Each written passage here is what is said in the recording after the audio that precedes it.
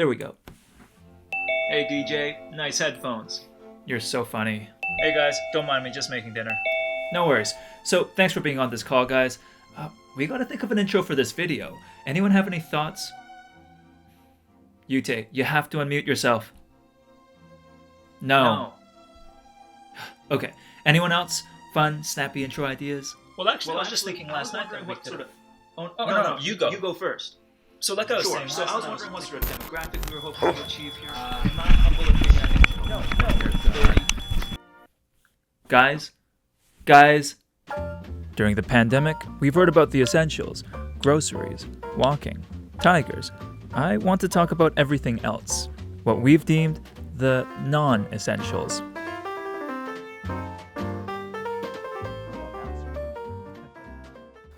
With this pandemic, a lot of us are now working from home. And sure, it took some time for everyone to figure out how to unmute on Zoom and acknowledge that Slack exists, but the world didn't end.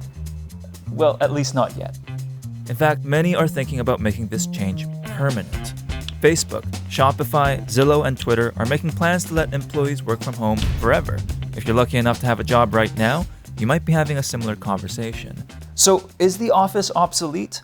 Well, I looked into it, and it's actually not the first time we've had this debate.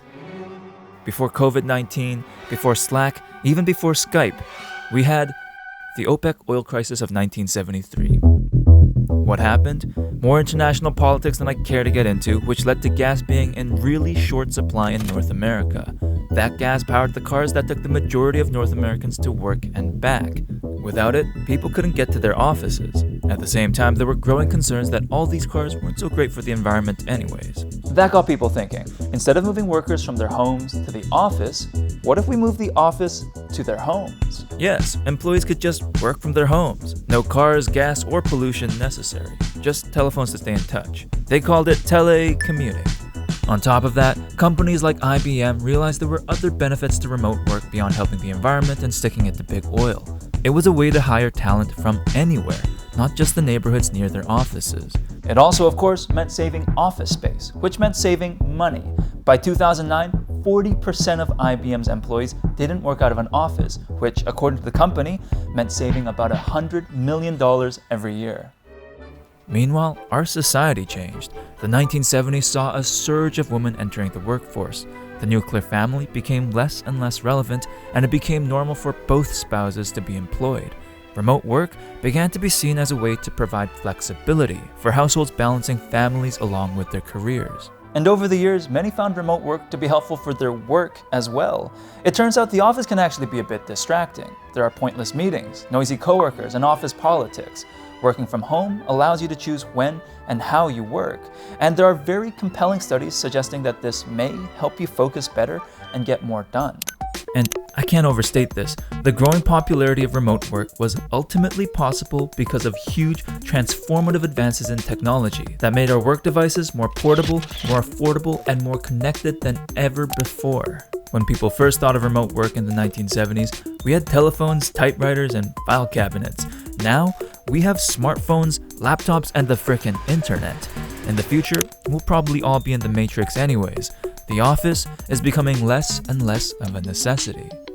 Despite all that, before the pandemic, the office was hardly on the way out. Companies were investing more into their office spaces than ever before, and others were actually reversing their work-from-home policies. Remember IBM? Well, in 2017, the company announced that it would be bringing 2,600 remote marketing employees back to the office. Yahoo, Reddit, Bank of America, and Best Buy have all made similar decisions too. So what happened? Well, the office got a reboot. Not that one, this one. This was Google's offices in 1999, and they were nothing special. Yeah, lots of cubicles and lots of beige, pretty typical of offices of that era.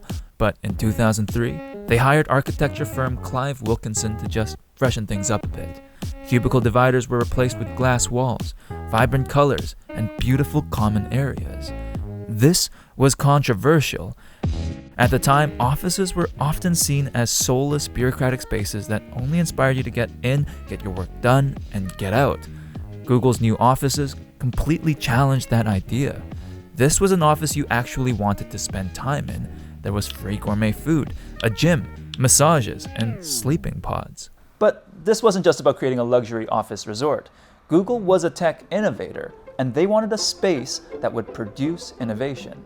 In the plans, the architects repeatedly mentioned that they were inspired by university campuses, places where you could make connections, learn, and join a community. A key part of this? Encouraging interactions. Google calls it casual collisions, but you might know of it as the water cooler effect. The theory goes, when we interact with each other, especially people that we might not normally talk to, we think of new ideas. We refine, we learn, we get unstuck, maybe even find friendship. Google's offices were very intentionally designed to encourage that as much as possible.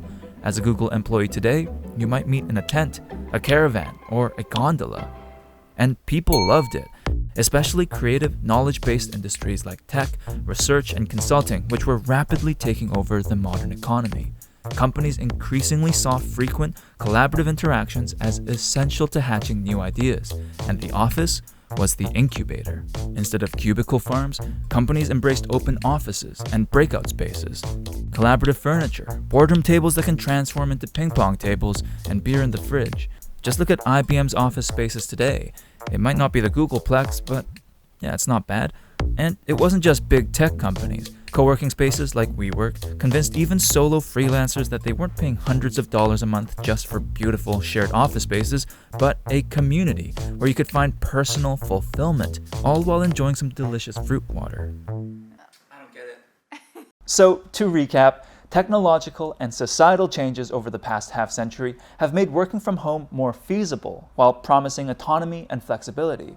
But at the same time, the office evolved and stayed relevant by emphasizing collaboration, innovation, and community. But I think the question still remains. What kind of environment is better for, work? What are the spaces that make us more productive, more creative, and happier in our jobs? Well, it turns out that's a much more difficult question to answer. Trust me, we tried. There are countless studies about remote work and offices, but it's pretty much impossible to combine them into any one conclusion. If anything, they just demonstrate how our work is bewilderingly diverse and complex. There is no one-size-fits-all solution. So if you're wondering whether you should work from home or an office after this pandemic, the key is to approach that question with nuance. First, it really depends on the type of work you're doing. If your job frequently depends on working with others, the office may be the easiest, most reliable place for communicating with your team. But if your work is mostly self-driven with long to-do lists and the occasional meeting, the office might just be a distraction. Second, working from home or the office doesn't have to be an all-or-nothing conversation. You can do a bit of both, and in theory, get the benefits of both. If the pandemic has taught us anything, being forced into only one kind of workspace kind of sucks.